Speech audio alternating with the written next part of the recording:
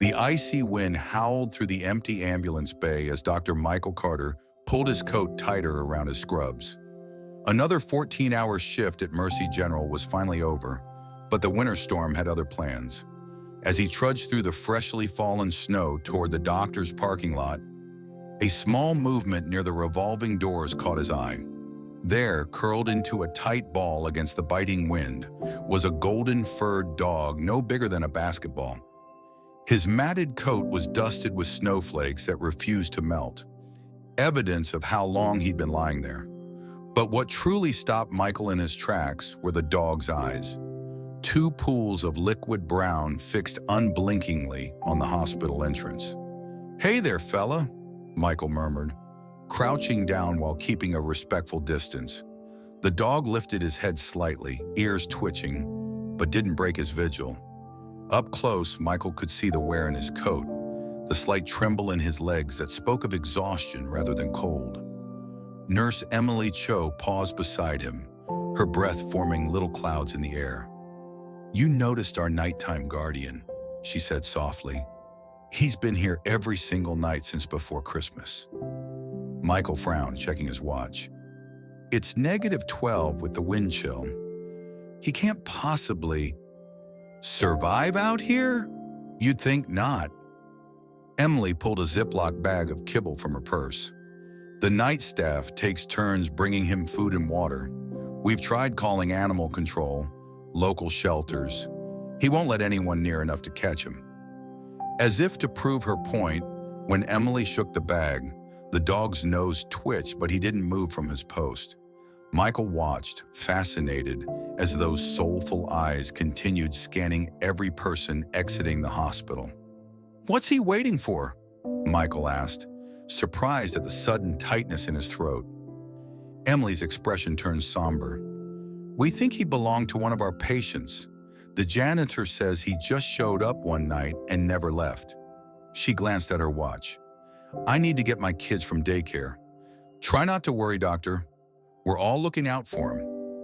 But as Michael drove home through the swirling snow, his mind kept returning to that small golden shape silhouetted against the bright hospital lights.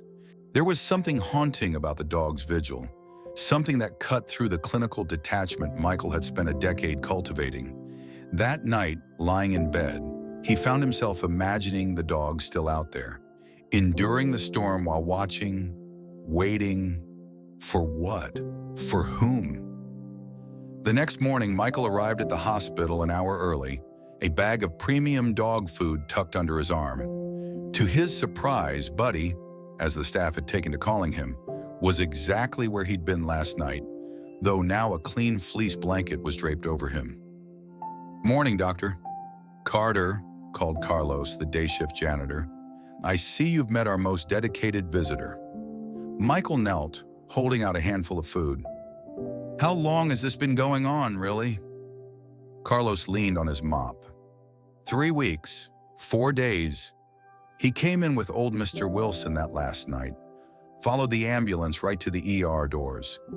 When they brought the old man out in the dog just sat down right there and hasn't moved since. Something cold settled in Michael's chest that had nothing to do with the weather. "Henry Wilson, the CHF patient in 402. That's the one. Sweet old guy, always talking about his buddy. We just assumed he meant a friend until we saw the dog." Michael's medical training warred with an unfamiliar surge of emotion. He knew Henry's case well. End-stage congestive heart failure. No known family. As head of cardiology, he'd signed the death certificate himself. That afternoon between procedures, Michael pulled Henry's file.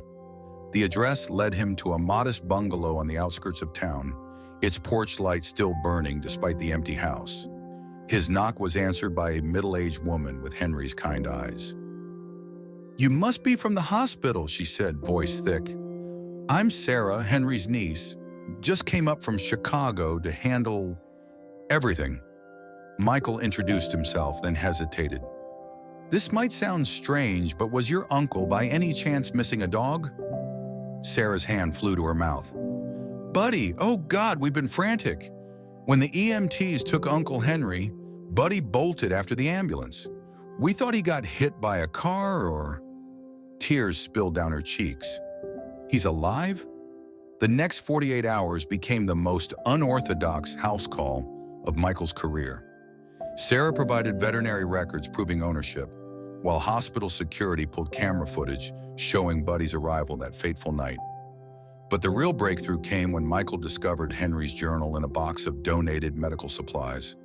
Page after page chronicled how their retired teacher had found Buddy as a starving puppy behind a grocery store, how the dog had helped him through his wife's passing, how their bond had sustained him through his own declining health.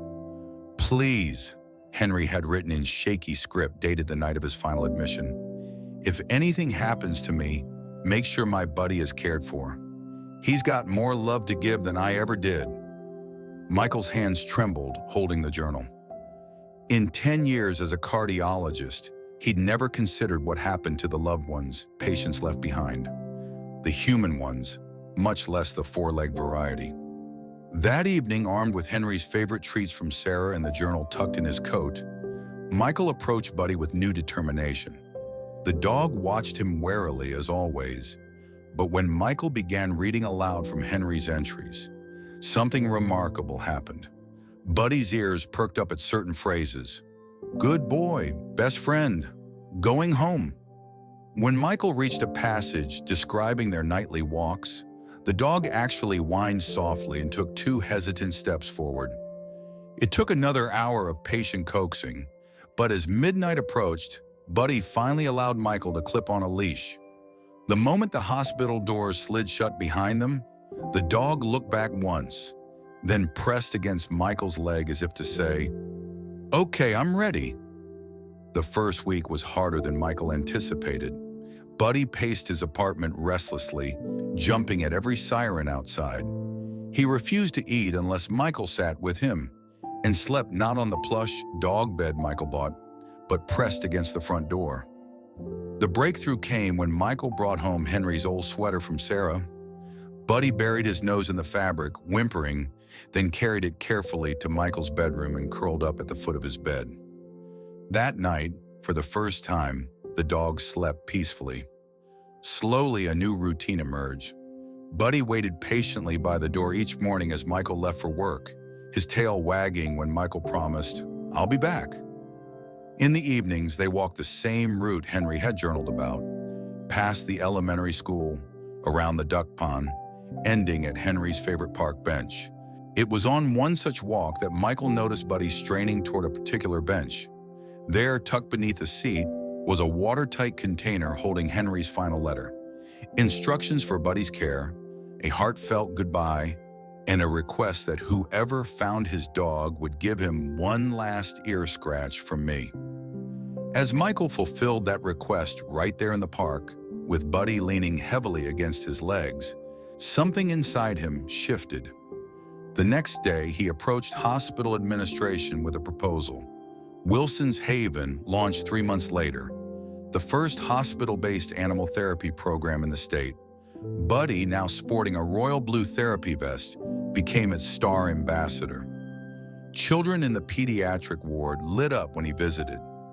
Elderly patients who hadn't spoken in weeks would murmur stories of pets they'd loved. Even hardened trauma surgeons couldn't resist scratching Buddy's ears during stressful shifts. Michael found himself transformed as well.